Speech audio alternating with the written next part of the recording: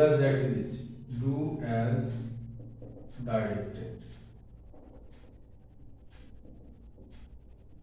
Do as directed অনেকে বুঝতে পারে না যে ভাবে ডু অ্যাজ ডাইরেক্টেড জিনিসটা কি। ডু অ্যাজ ডাইরেক্টেড হচ্ছে নির্দেশ অনুযায়ী প্রশ্নগুলির উত্তর করা।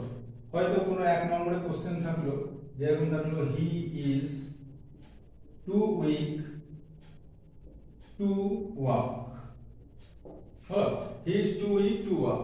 এবার হয়তো দিল এখানে যে রিমুভ টু দিয়ে দিল, রিমুভ টু। তাহলে এই ক্ষেত্রে আমার কোশ্চেনটা কি করতে হবে, যে ডু অ্যাজ ডাইরেক্টেড নির্দেশ অনুযায়ী প্রশ্নগুলির উত্তর করো। প্রথম কোশ্চেনটা বলেছে কি করতে হবে, রিমুভ টু, টু কে সরাও, টু কে সরিয়ে ফেলতে হবে। তার বদলে আমরা কি করছি দেখো এখানে নাম্বার অ্যান্স, এখানে অ্যান্সার দিচ্ছি, এখানে অ্যান্সার 1 এর অ্যান্সার। তাহলে লিখবো হি ইজ, টু এর জায়গায় কি লিখবো, so, he is so weak that, সে এতটাই দুর্বল যে, এর পর থেকে অনেকে কিন্তু ভুল করে। তো এটা কি করবো, সে এতটাই দুর্বল যে সে কি করতে পারছে না, হাঁটতে পারছে না। তাহলে লিখবো that he can not walk. এটা হয়ে গেল এখন। এরপরে কোশ্চেন 2 নম্বরে আমি এখানে লিখছি,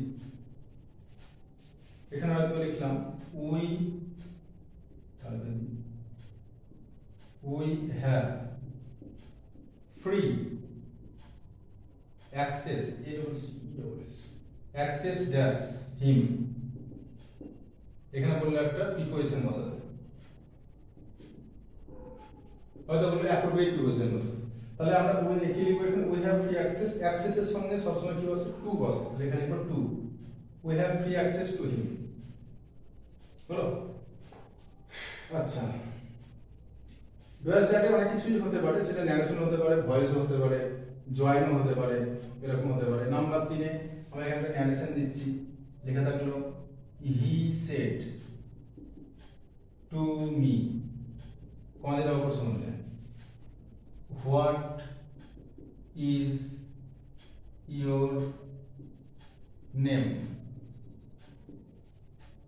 আচ্ছা, এখানে উত্তরটা আমি করছি, এখানে দেখো।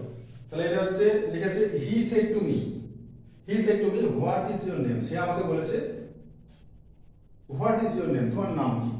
তাহলে এটা যখন আমরা উত্তরটা করব তখন কিভাবে করব, এটা প্রথমেই দেখতে হবে আমাদেরকে যে জিজ্ঞাসা চিহ্ন আছে।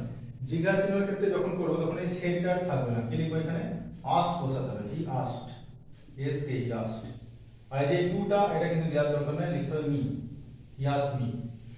এইবার আমাদের দেখতে হবে ভালো করে যে লিঙ্কার হিসাবে কি বসাবো। যদি WH ওয়ার্ড থাকে তাহলে সেই WH ওয়ার্ডটা বসাতে হবে, আর যদি না থাকে তাহলে কি করতে হবে, তাহলে আমাকে কি বসাতে হবে। তো এখানে WH ওয়ার্ড উপস্থিত আছে, হোয়াটটা আছে, তাহলে এখানে হোয়াটটা বসাবো, হোয়াট।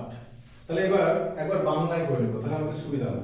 যত ইংরেজি হোক না কেন একবার বাংলায় একবার ভেবে নেবো যে জিনিসটা কি হবে।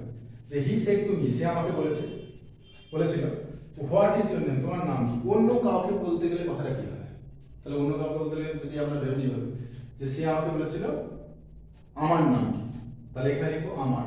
তাহলে আমার ইংলিশ কি লিখবো, মাই, হোয়াট মাই নেম। এবার কি করবো, এবার লিখবো ওয়াজ। ন্যারেশন করতে গেলে কিন্তু টেন্স গুলোকে ভালো জানতে হবে। টেন্সের যদি আইডিয়েশন ভালো না থাকে তাহলে কিন্তু ন্যারেশন করতে পারা যাবে না। যেমন এটা বাইরে পাস্ট রূপ আছে, তাই না, আমি এটাকে বাইরে বলি কথাটা বলছি, এদের বুঝতে পারে সরল কথায়। বাইরে পাস্ট রূপ আছে আর ভেতরটা হচ্ছে কোন টেন্স আছে, সিম্পল প্রেজেন্ট আছে। তাহলে বাইরে পাস্ট রূপ থাকলে ভেতরে সিম্পল প্রেজেন্ট থাকে, হ্যাঁ। তাহলে এটা কি করতে হবে, এটা কিন্তু সিম্পল পাস্ট হয়ে যাবে। তাহলে এখানে লিখলাম কি, হোয়াট মাই নেম ওয়াজ, ব্যাস, এটা হয়ে গেল উত্তর।